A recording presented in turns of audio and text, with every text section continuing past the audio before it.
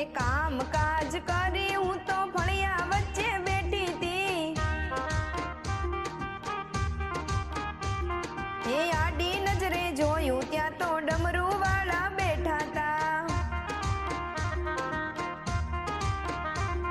એ ડમરૂ વાળા એ તો મારા ભોળાનાથ ભગવાન છે। એ ત્યારે મને ખબર પડી આજે